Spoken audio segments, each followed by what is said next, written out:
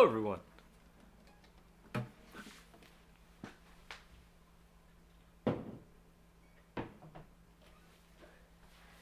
So, oh boy, have I made a mistake. On the last stock market update, I did not put a poll up. So, as you all know, this is the finale of the stock market. So, we're going to have a little bit longer of a stream. But what I've gone ahead and done is I've put a poll up on the live stream right now. You can go up in the top left corner of your video and click that, and it will allow you to vote.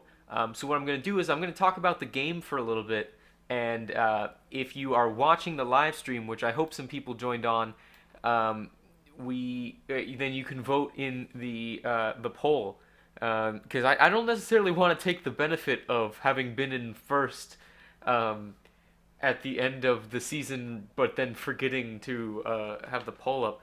So I'm actually gonna go post on Facebook while I'm chatting here before we get into the actual game discussion.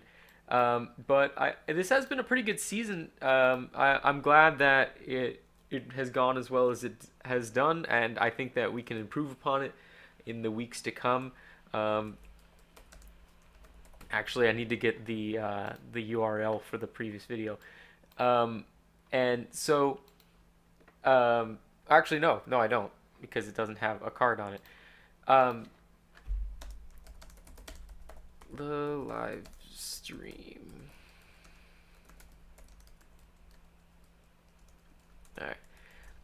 Yeah, so as I've mentioned, and I'll go into further detail how we're going to handle things when we get to the actual stock market update. Um, but we are going to make some changes with how people buy in. I'm planning to add some more graphs to keep track of things better, and just overall try and improve the process, um, just as much as I can. Sorry about this at the start here. Live.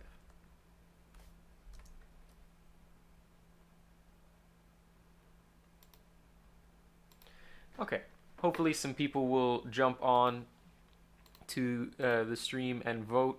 Um, and then, so what I'm going to be talking about for now is my game. So I'm going to switch the screen over so that you guys can see that. And I do see a couple people are on.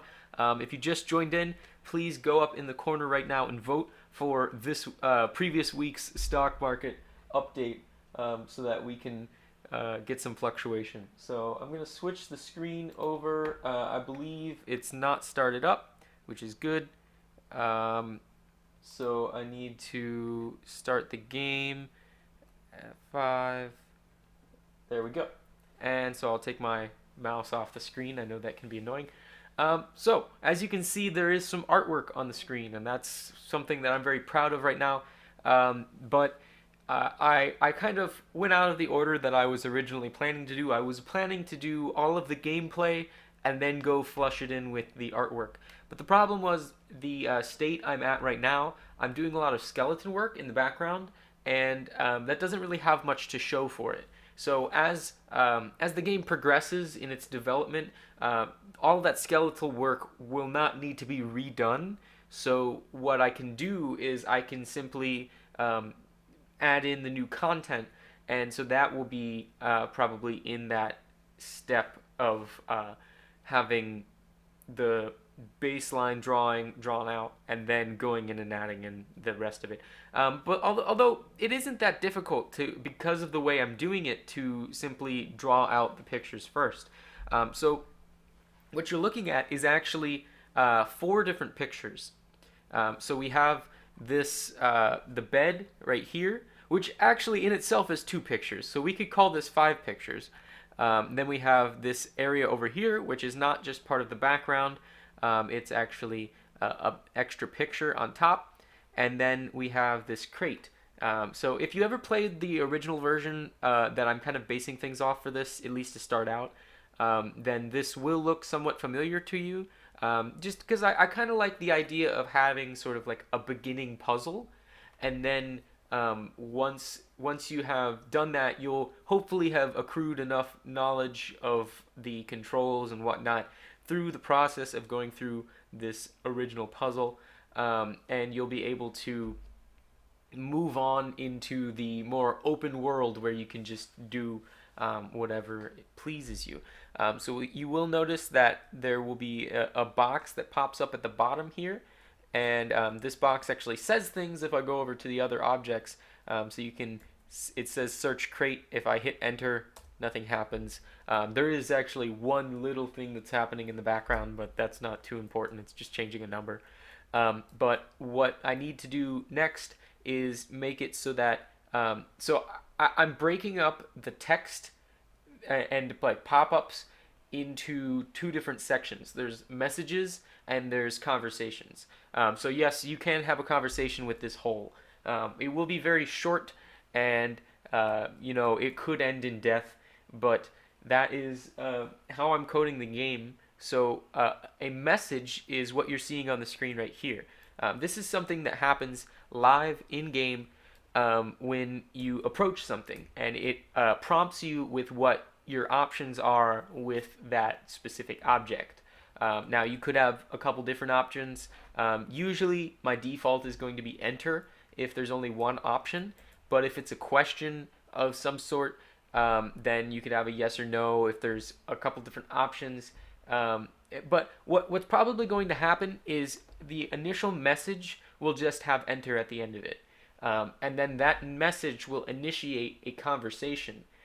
Within that conversation, the game itself is somewhat paused, and it will be a little bit more focused on the actual text that is there.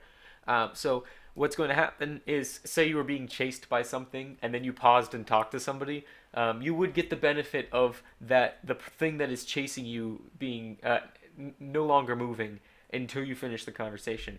It's sort of like the menu aspect of a lot of games, where you can kind of just open the menu and it will pause the game for you. But the idea behind having these conversations set up is that it's a structure so that I can input all of the text that I want and in the orders that I want them, and add in some conditional things like maybe different outcomes of conversations based off of answers and other stuff like that, and then be able to code on top of that conditions that apply based off of things that are happening in the conversation. So if you are in a conversation with a person, and then I don't know, like you're bartering with them, then I would have some code in the background that would be running the algorithm for how the shopkeep responds to your bartering. So there's a lot of different aspects that I'm messing around with, but what I'm trying to do is I'm trying to set up as general as a skeleton as possible, so that when I do have new ideas, I'm not struggling to implement them, which will allow me to sort of blossom my creativity a little bit more than with past games. Because once I set up the way that I implement new content, it can really limit what that new content is, if for some reason I have set up a very specific way to implement things. The previous version of this game actually had no way to implement new things. I didn't really set up an engine. I was kind of just hand coding each section, and it actually caused some problems in various areas. There was a forest where there were just so many trees, and I printed each one individually geometrically, that the game would just go so slow when that happened. I've also improved the way that I handle collisions, because I previously would just have it set up as like if you were in some certain space, it would push you back, but that doesn't really work. It makes it a lot more convenient if you can set it up so that the wall is on both sides. So basically how I do collisions now is, if the character is going to enter a space that is collidable, then it that motion is canceled. So you can see it's attempting to run into the wall here, but the wall is canceling the forward progression, and you're only seeing the animation because I have the button pushed down. So that's kind of the gist of what's new here. I've also implemented some aspects so that I can have layers of picture. Actually, just one layer, but I think that's all that I'm going to need.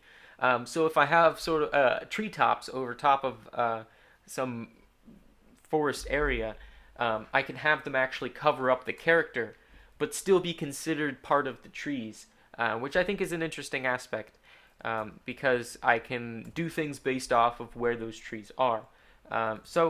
There's different things that I'm messing around with, and I think that I have a lot of good ideas that I plan to implement once I get the skeleton set up. Let me know if you guys have any suggestions on ideas for the game. The actual story of the game is literally going to be anything. So if you have any random ideas, I may be able to throw them in there. And just over time, I'm keeping a list on my phone of ideas that I want. Other things that I want to make sure are available in the game. I am going to have a bunch of icons on the screen over to the sides, which is nice because the screen is pretty wide, so it won't be blocking anything from view. So I'm planning to have a menu that you can actually save, quit, just various things, adjust settings, and then I'm going to have a map. So the map is something that I was pretty proud of when I did the original game of what I'm trying to do. Um, Basically, what would happen is you could only see on the map what you had already explored, which is pretty standard, but it's just kind of uh, exciting to see something like that actually work. So what I am planning to do is I have a system set up where the user knows what area it's in and what room it's in what building. So if it's outside the building, it knows it's outside the building and not in a room. It's just in an area. So right now it's in area 0, building 0, room 0 because there's only one area, one building, and one room, and that's how computers think about stuff. So it currently, if the person were to look at the map, they wouldn't see anything. But if they stepped outside, because it would be checking to see if the person had actually been outside in that area, the area would light up on the map. I'm thinking of doing sort of a maybe a 1/4 or 1/5 size view. I'm probably just going to do that in Paint because that's the convenience of how I've done this. I can actually just go into Paint and resize the picture down to 20%, and it's 1/5 of the actual size. And then I'll have to do some things with arranging the pictures that need to be arranged. Like the building isn't actually in the background, it's in the foreground on top of the area, the background. So I can actually have us pop up outside just to show you what it looks like outside. There's not much to see, um, just because I haven't implemented too much. So what we're gonna do is we're just gonna make the player begin 250 pixels to the left, and then we're gonna set this equal to -1, so that we know that the person is outside, and we will begin. So this is what I was talking about. There isn't much to see. I just kind of picked a grassy color. I'm trying not to use the baseline paint colors. I tend to be lazy with that, and I tend to pick the base paint colors. But I'm trying to texture things. That's something that I haven't really done too much of in the past, but I thought this looked cool. It kind of looks like one of those tiles that you see. I think I had these tiles in my high school or something, um, but yeah, so then you can enter the building like that. You can see the background changes to fit the mood of the building, and it actually asks if you want to cross the hole in the other direction. Because the way I've set this up is the game knows that the user is close to an object if they are within 5 pixels of a wall that is associated with that object. So right now, there is this wall that's blocking me, but it's also letting the game know that I am near the hole, and then it prompts me with this message. So that's pretty much all that I have to show for the game. I do plan on having large improvements to this over the next few days, if even, and if not, in the next week or so. Just because, like I said, when I complete the actual skeletal structure for the game, it will exponentially grow the amount of what am I looking for, content in the game, because I can just focus on the content itself and not what's going on in the background. Um, so that's all I have for the game. I'm gonna check to see. I have to vote to see, and nobody has voted yet. So I wouldn't feel fair taking the vote that I just did in the poll, considering that there aren't any other votes on the live stream. And so if you are watching, you could vote if you want, but I think what's going to happen is we're just going to go over what the we're going to go over what the stock market looks like, and then talk a little bit about what we're going to do what I'm going to do in the off time between season 1 and season 2. So let me pull up the stock market and we will get into that. So where is it? There we go. Okay, so I have the stock market pulled up over here, and as I mentioned, sadly we will not be able to fluctuate the values. I take full blame. I did not put the card on the video, but it seems that my lead was pretty substantial, and considering that I would have voted in the poll, the lead probably wouldn't have gone anywhere, just based off of past experiences with me participating in the poll. So let's just look back on how things turned out. Now, as I have pointed out, there was a disadvantage for people who joined late to the game because the stock market grew so much. So if we look at the historic data, you can see that towards the end here, some values tanked. Red was kind of pulling the standard down at the end there, but yellow, green, and blue all finished almost double, if not more, their beginning value of 100. Red was the anomaly that kind of just tanked right at the end, and I think red capped out at 154. And if we look down at yellows, yellow had a largest value of 235, which is pretty good. Green had a largest value of, is that 218, the largest one? I'm surprised that yellow actually had the largest value out of the two of these guys. Green seemed to be more consistent, staying in the 100s the entire time.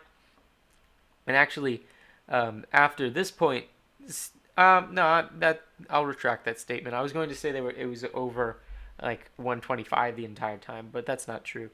And then blue had a little bit of a drop right at the start, and then went skyrocketing, and just started to come back down right at the end. Which, for the people who were riding on blue from the beginning, that kind of screwed a couple people over at the end there.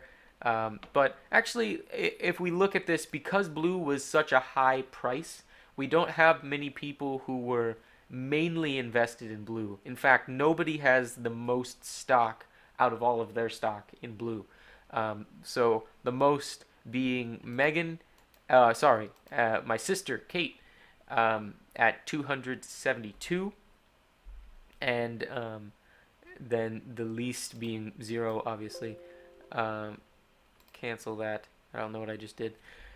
So if we just look over the final standings, we can see that I came in first I'm not gonna put this down as a major accomplishment because I was the person facilitating this, and I didn't necessarily um, it wasn't set up so that people had a fair shot towards the end, which is something I plan to remedy. Also, the fact that I was able to fluctuate my investments more because of my involvement in the stock market and my attendance at all of the updates, I was able to profit a little bit more off of the. I could short sell a little bit more. A lot of people went in for the long term investments, and the problem with that is I think every single one of the stock we had tanked at some point except green. Green was the only one that stayed consistent. It just didn't go high enough to remedy the fact that it wasn't fluctuating a lot. So the people who went all in on green did turn out with a profit. We see that OC did fairly well only with green. Well, fairly well as in he did better than he started. And then my sister having most of her allegiance in green, not all of her allegiance, but most. Um, she most out of the other four.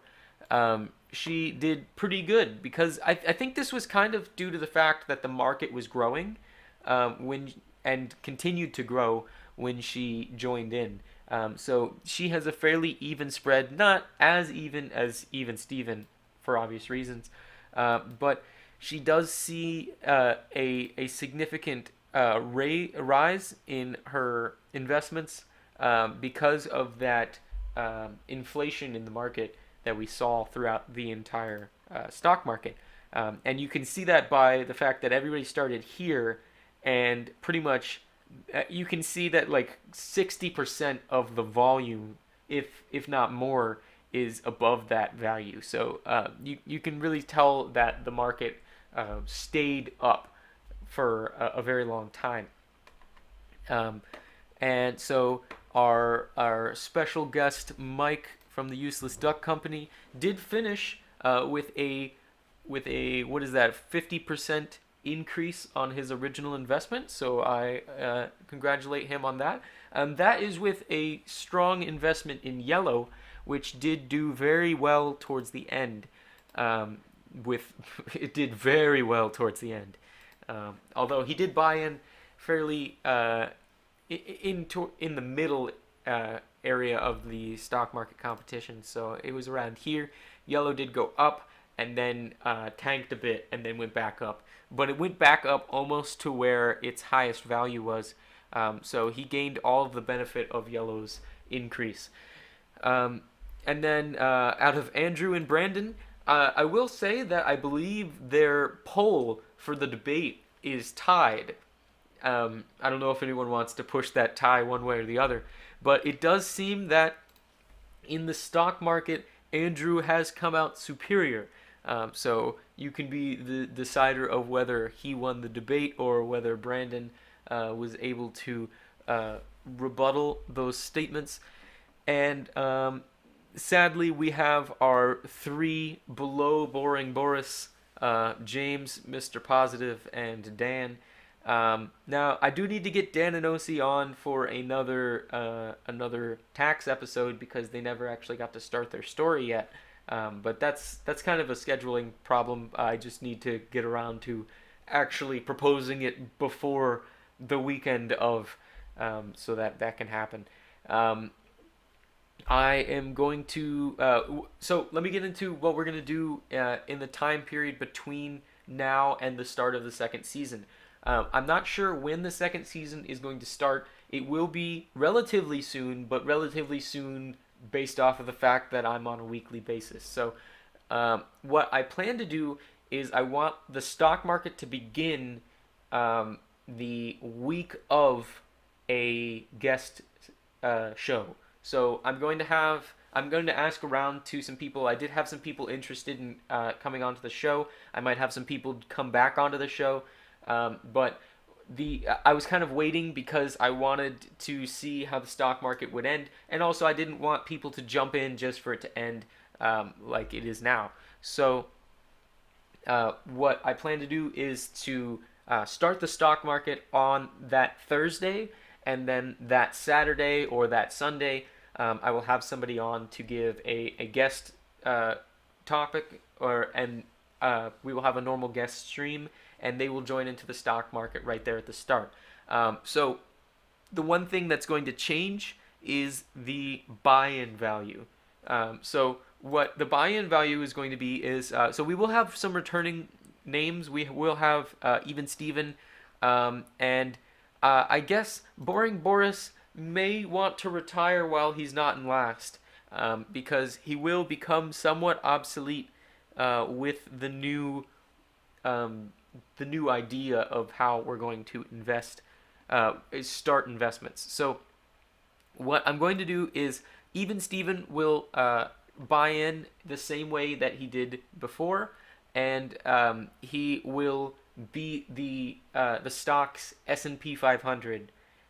So he is going to tell us where the market stands, and then his total assets value is going to be what everybody can buy into at that on that week. So if someone were to join in immediately afterwards, they would probably be buying in with 100,000. But if they are halfway through the stock market competition and they buy in, the stock market could have risen, the stock market could have gone down.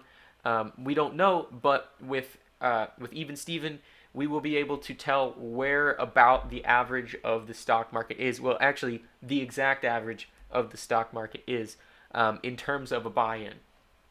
So if I buy in with 100,000, then the stock market increases. People will get more money to start to even out the fact that I've had more time to buy into stuff. But also, if I buy in early and the stock market crashes, then people will be penalized for waiting because it's not necessarily a penalty, it's just kind of evening the slate.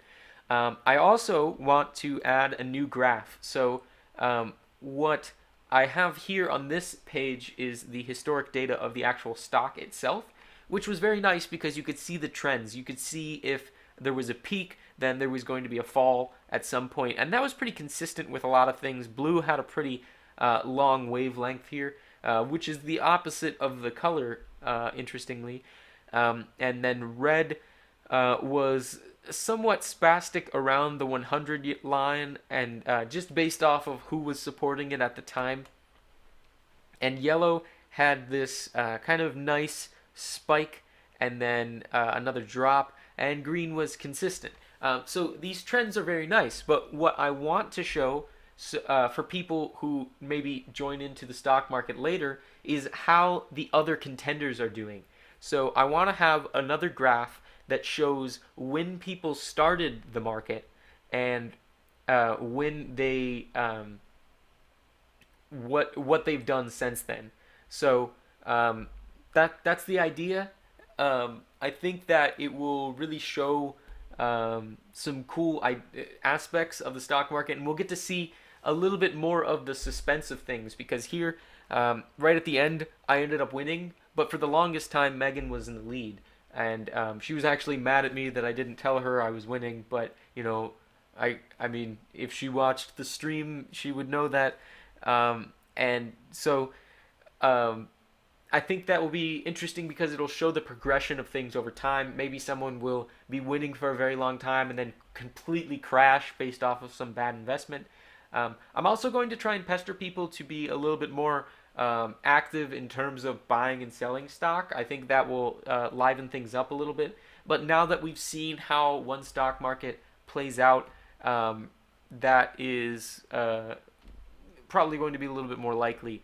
And as I gain a little bit more traction in the YouTube community, I might get some more people voting in the polls, which would always be nice because that allows the stock market to fluctuate fairly, as opposed to yellow getting gigantic leaps from my investment.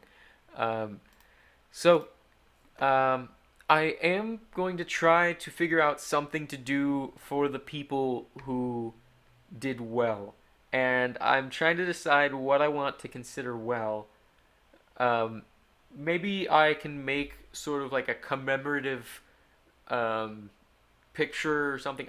I don't know. I'm trying to brainstorm things. If you guys have any ideas on what you can, what I can do or what we can do together, um, in order to document the success and the not so successful uh, of this stock market competition, then I am all ears because I wanna do something. I don't want this to all be for nothing other than bragging rights. But even though I don't necessarily want to take the bragging rights because um, at the end there it kind of just went crazy with the polls there. But this is what we've seen over the course of the season, and I think that I am excited for the second season just to see how things will change with the new additions to the rules to try and add in things. It's kind of like a patch in a game in order to level the playing field a little bit.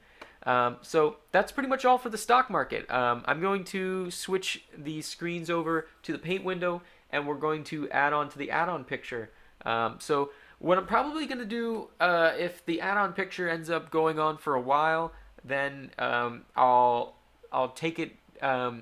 I'll take the chunk that actually has the add-on picture out of this video. Well, I'll leave it in this video, but I'll take it and I'll increase the speed. I also encourage you guys, if you're not watching live, to hit the little cog wheel for the settings, and you can actually make the video go faster. I know these videos tend to drag on a little bit. That can maybe increase the entertainment value. Also, if you're bored, you can slow it down, and then it makes everyone sound drunk. It's amazing.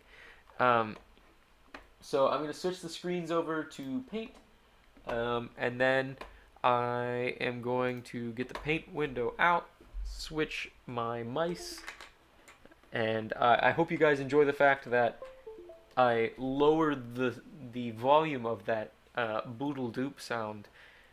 So I need to go over here and open up my open up the add-on picture. I probably could have done this before I started the stream, but you know, live and learn. Okay, so no, I don't want to save my changes to untitled. So hopefully you can see that on the screen. I think you can. So there was an interesting turn of events in the previous addition to the add-on picture. So what Andrew has decided to do was to add himself as a Force Ghost. Now, in my personal experience, Force Ghosts are usually blue, but I will allow the artist's liberties here. Perhaps this is a more attuned with nature Force Ghost than I am used to experiencing. So I was trying to think of how I want to spice up the picture myself. Now, I don't know that I'm going to go as blunt with the spice. You know, I don't want to pepper it up too much. I just want to maybe blow your guys' minds a little bit in my own way. So I was thinking that it might be cool if we did something with the background, and hopefully, if it turns out well, you'll get what I'm going at. I'm gonna leave it for you guys to figure out on your own until the end, and then I will explain what is going on. So I'm gonna start by actually picking a color as the base for this background. So I'm gonna pick kind of a beige color. We'll just go with the baseline for the beige. And so you may be thinking, what kind of sky is that? Um, it's all brown and whatnot. I've never seen a brown sky, but you know, you need to get outside more. So we're gonna go way in the back here and add some things in here. I'm getting some visual glitches down here at the bottom. I don't know if that's something that you guys are seeing too. but hopefully that's not too problematic. I think the computer's running fine. Um, so what I'm going to do is I'm actually going to grab this color, and we're going to go over here. And so what we're going to do is we're going to start drawing something in the background here. So uh, if we just kind of get this general shape. And if you are watching, post in the comments if you figure out what I'm doing. Um, because I'm pretty proud of this. I was trying to think of something to add into the picture, and it just hit me. And I was like, yeah, I gotta do that. And I've actually kind of shied away from what I was originally planning to do, but I will explain these thoughts more in detail towards the end of the video. I'm just kind of drawing a border, but it is somewhat of a multi-layered border, if you get my gist. Um, a border of a border, perhaps. Um, so I am going to just continue this uh, rectangular shape with curved corners. The curved corners are just probably for safety reasons. I know we wouldn't want any sharp edges hurting children. So I'm going to continue the trend of grabbing colors from this tree. I just like to kind of have the eye bounce around the screen a bit. Now I did not use the paintbrush tool like I was doing before with the with some of the aspects of this picture. Also, that's really creepy right there. Um, but uh, I am going to continue with what I'm doing so that we can get kind of a clean picture. So I guess I'll try and think of some stuff to talk about so we're not being too boring here. I actually started up a new internship. I'm working at a company called Mtron PTI. The PTI stands for Piezo Technology something that starts with an I, Institute Incorporated, probably Incorporated. Um, but I am actually working with SolidWorks. It's a 3D modeling program. If you've ever used it, you'll know what it is. That's pretty true for anything that people use. Um, I guess it's not true for everything. There could be something that you would use and still not know what it is. Um, Perhaps you might not know what an aglet is. I don't know why my eyes are watering. Perhaps I need more water. Yeah. So, yeah, you might not know what an aglet is, but you may have used one before. Um, I'll allow you to search that on the internet if you don't know. If you did watch Phineas and Ferb, you probably know what an aglet is. Um, but yeah, so let's get back on to the internship talk.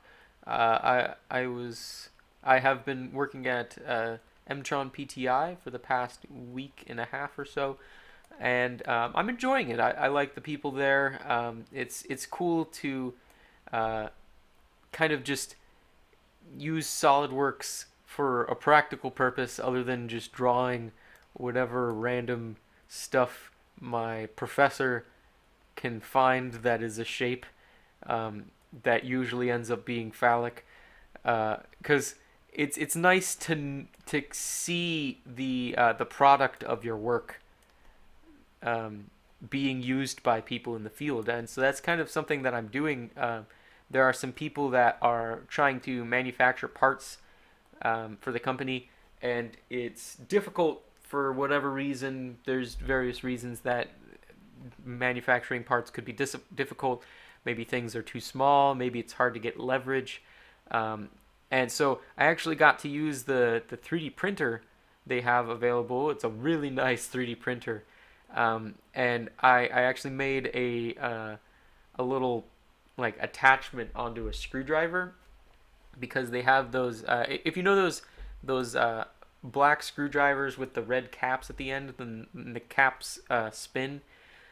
So you can like grab onto that and then twist the screwdriver while holding it steady. Um, I actually just was able to make a little hexagonal hole in a kind of spigot looking shape, and it makes it wider so that you can actually turn the screwdriver without getting hand cramps after a while. So I was pretty happy with how that turned out, and the people at the company seemed pretty excited about it. Um, but um, it's just cool to see the product of your work helping other people out, I guess. But I guess I get a little bit of that with the educational videos I do on here. Some people will comment, especially on that vector loop method video. A lot of people are commenting on that one and thanking me for posting it. Um, it's funny though. There is a huge fluctuation, and then it will just completely drop off, and then it comes back, and then there's a huge fluctuation, and then it drops off. And it's funny because you can actually see that it's happening right at the end of the school semesters. So I think at the end of the summer semester, I'll probably get another influx of views on that. Um, because people in the summer classes are like, "Oh man, I need to figure this thing out that I've been learning in my class," and and then they go look on YouTube, which got, YouTube is just an amazing resource for college students because um, half the professors at colleges are usually research professors. They're very good at what they're researching, but it's been a while since they've been a student. So what tends to happen is those professors don't necessarily project proje- project well to their students. I'm gonna need some more colors from out here.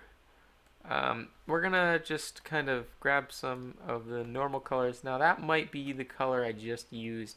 So we're gonna grab this one. Actually, let's grab the green to start out. So we're gonna grab the green. That may just be Paint's baseline green, but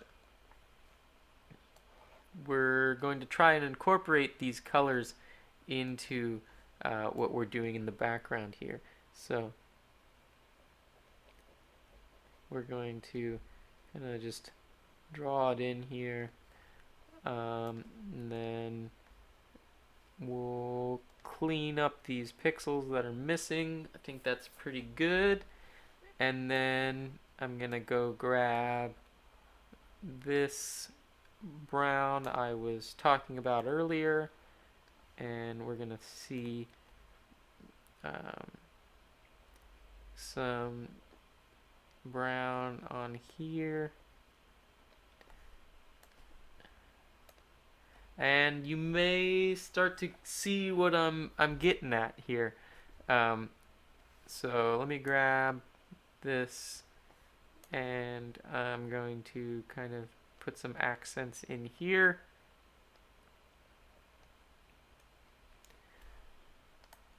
And then I think I might need to reshape that a little bit just to really get the ideas I'm going for. Um,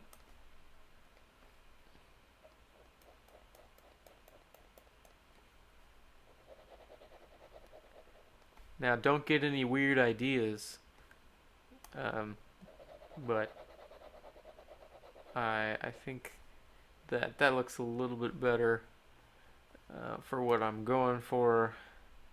And then I didn't grab the color that I wanted. There we go.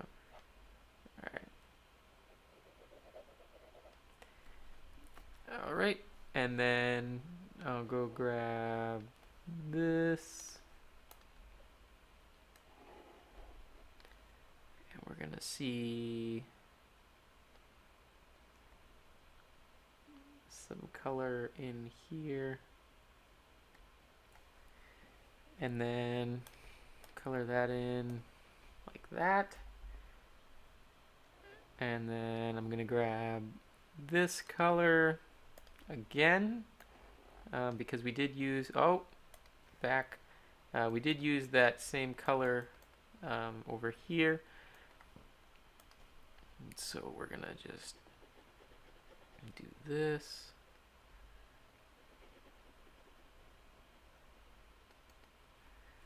And then a little bit of this.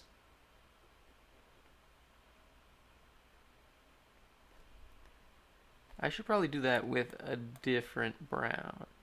So I'll grab this color.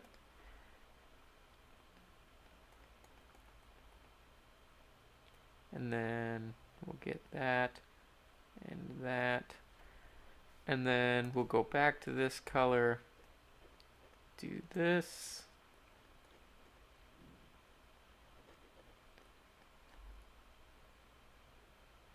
Yeah, I'm definitely going to be going back and speeding this up for the upload, just so I'm not sitting here saying this and that for God knows how long. I've been doing this already.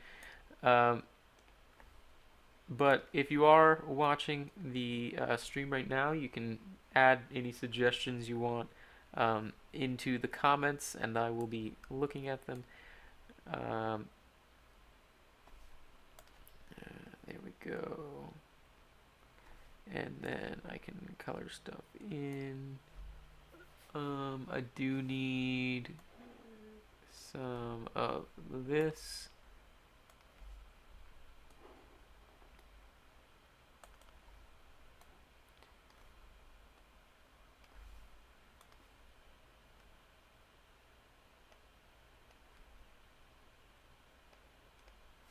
And then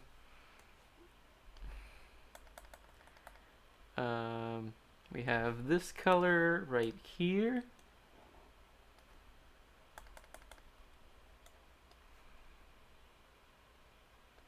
Oh, intruding on the edge there.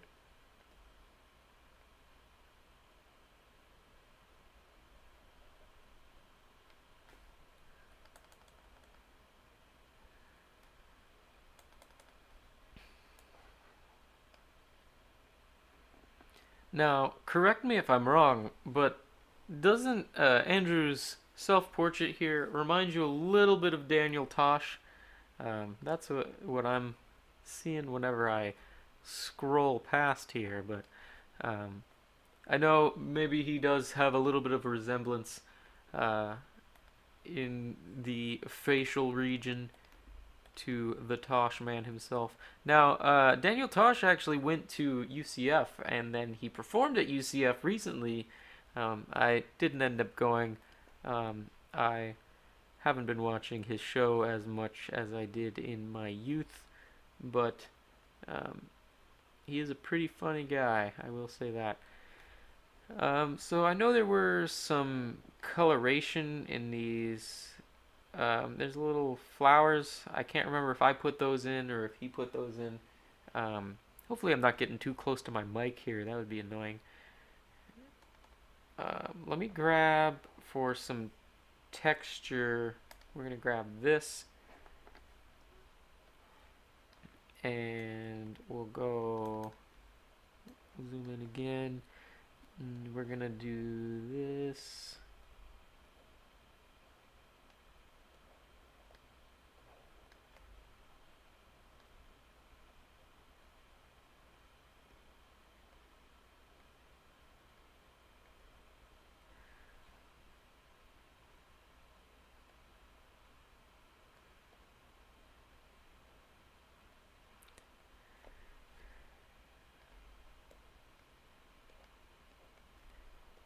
And I think you guys can probably figure out from this point on what I am doing.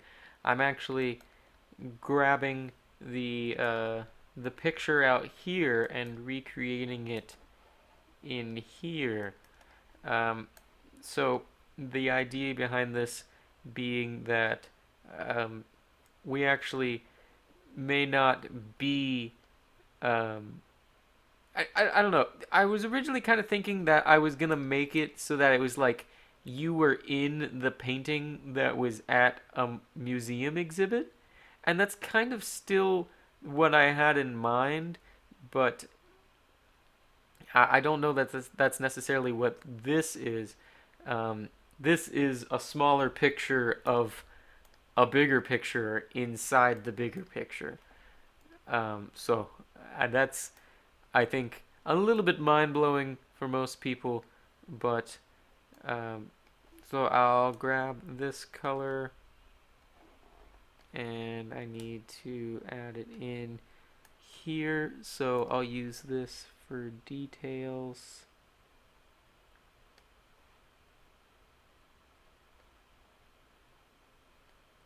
Now I can go in and edit this a little bit um, just to make it a little bit cleaner.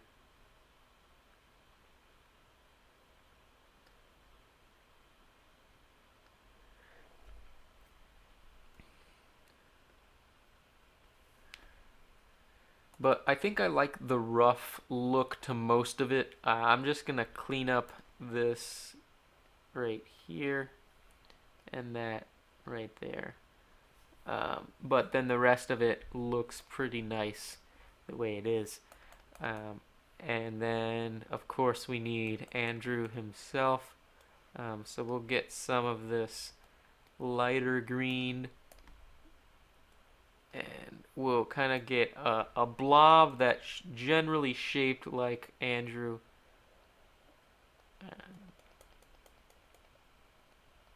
And then we'll add in some detail as necessary. Um, so no, this is not a bowling pin, as you may expect. This is Andrew, Mr. Positive himself. So he's got kind of like a t-shirt situation going on down here. So I'm trying to generally get the coloration to be true, but also at this small scale, I have to take my own liberties with things, um, as you would expect, because of the size of the actual picture. Now, he does have this really bright neck, so we'll try and incorporate that into the picture. And then the last thing I need is my tree I made last time, so I'm gonna grab the green first.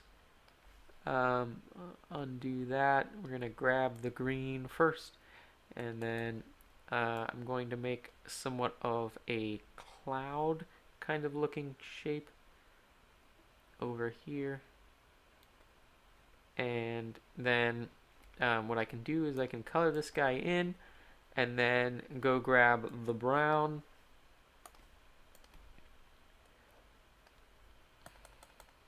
Well, okay, so Andrew put the tree in. I want to be clear of that. Andrew put the tree in. I added the apples to the tree.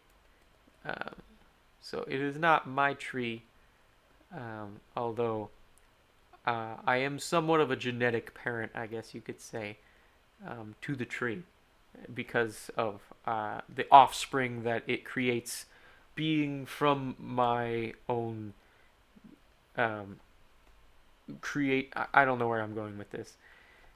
Um, so there we have it. There's our tree, and you can be the determiner of how happy the tree is. And so I did add apples to this tree. So we'll add some little apples here and there to this tree. And then we'll try and add in the sort of fairy dust looking stuff. I think this is just texture added for more natural look, but we'll throw a couple of those pixels in here and there. And then also down here, I have some other plant life in front of the house. And I think that is everything, if I am not mistaken. So you can see what I'm going with here. Now, this is kind of weird because I'm taking a rectangle and projecting it into a square. So what you're actually seeing is kind of like a more to 3/4 top-down view of what we have on display here. But yeah, I think that is what I am happy with adding to the picture. So I'm going to sign off here. We're about to hit an hour, which was about the time I was expecting in terms of the length of this stream. So I want to thank you guys for watching if you have been. Thank you guys for watching afterwards off the live stream. And get excited for season 2 of the stock market. It should be just around the corner.